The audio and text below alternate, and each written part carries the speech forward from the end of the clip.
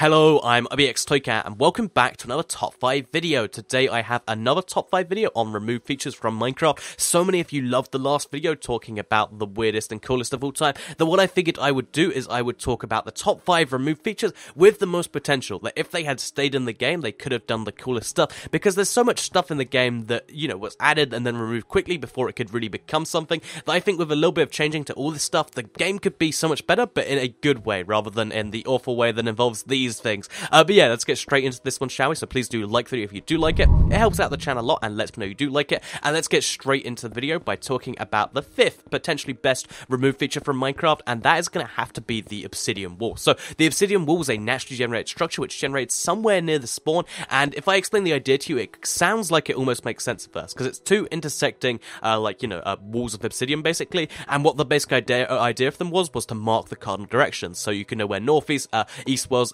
south was, and west was. And that sounds like it makes sense to you guys. Wait a minute, Minecraft is made from cubes, so you could never not know, like, you always know you're facing one of the 4 directions, and since this thing doesn't mark anything more than that, it really is just a weird obsidian blight on the spawn area. But in reality, I think if it had been allowed to grow and just ignored that and maybe done something else, you could use this obsidian wall idea to, like, you know, mark where the spawn is. Have something where the spawn is to make it slightly unique from everything else, because right now, when you spawn in, as if you don't remember where that is or place down some blocks, then the spawn is kind of forever gone, and on the console you have to place lava to find out where it is. On the PC you have to use weird tools. I think it'd be much easier if you could just, you know, decide, oh, where this obsidian wall is, I'm gonna make that the spawn. If you wanted to, later on you could go mine it to get some free obsidian, you know, get like 15 obsidian, and it could be useful for both those things, because it'd be like a thing that's always there till you remove it, and I think that would be useful personally. I think you could, you know, give it some more use, give it some for, like, you could combine it with the bonus chest by having the bonus chest be in the middle. I think there's a few interesting ideas you could have done with that, because it is at the spawn, but that's the obsidian wall. It's the 5th on here for a reason, because its big purpose could have been a spawn marker, but I still think it could have had a purpose, but it's gone, and it's probably never coming back. In fact, almost definitely never coming back. But let's move on to number 4, which is going to have to be the gear, which later changed name to the cogs. So this was actually first announced in January 25, 2010. That's 5.5 years ago now.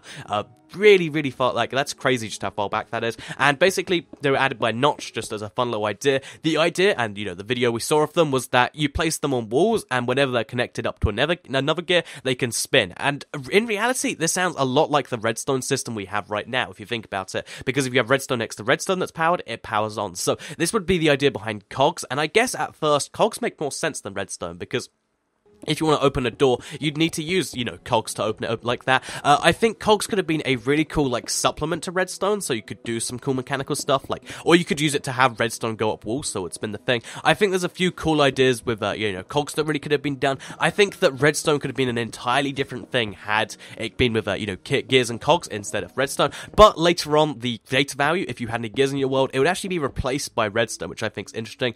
So yeah, gears were almost entirely replaced by redstone, but I think they could have coexisted together and maybe done some cool things together, because there are some things that don't make sense to be done with redstone, and there are some things that I think cogs, gears could have really done some cool things. But yeah, that's number 4. Moving on to number 3, we have a really cool piece of music that came in with the game. I'll play you, let's say, 25 seconds or so of it right now, and then you can decide for yourself if you think it's as cool as I say it is.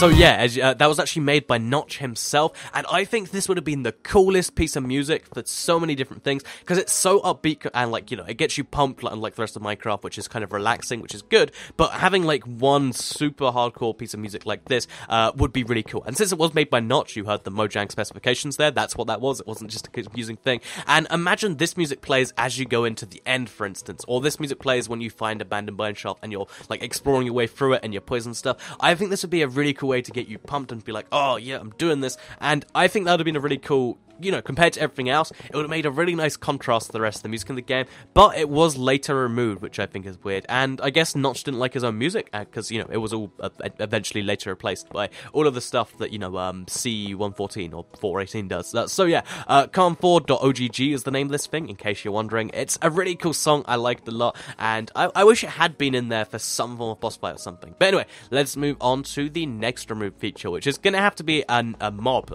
It's not one of the terrifying mobs again. Those things still leave scars on me and terrify me, but it is going to be a mob that might just surprise you. So, 3, 2, 1, here it is on screen. You might think, no, Toycat, you put the wrong thing on screen, but this is actually going to be, this was going to be one of the mobs in the game. It's called the Human, and it is a Steve skin, of course. So, the Steve skin, when it was in the game, it had the function that was basically the same as a zombie, except, of course, alive. And you know, if you press G, you could actually spawn these in if you're playing creative. But the interesting thing about these is they could have been a really cool addition to the game. So, you know, when they did exist, they, you know, just kind of wandered around the map aimlessly. You could kill them, they wouldn't do anything, they wouldn't attack back. They were just kind of people that were there and did nothing, and they didn't even drop anything. But I think what could have, you know, like happened if they'd have worked on them, you could have used, these humans could have been the replacement for villagers. Like, imagine instead of NPC villagers, we had humans.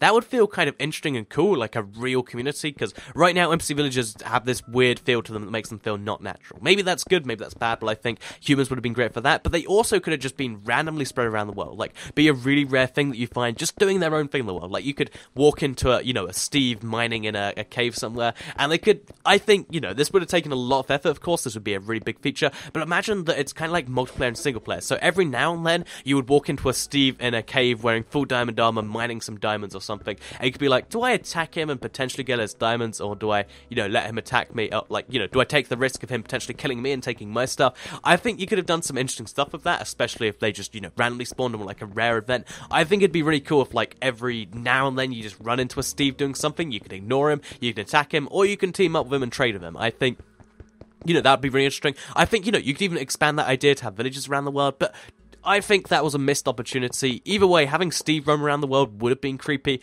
but again, I think it would have been pretty cool in my opinion. So that is the human mob, the mob that never quite made it into the real game, but was still really weird and confusing. And let's move on to the final removed feature that I think would have been the best one to add into the game. This is one maybe a lot of you think about a lot, but this is one I mentioned.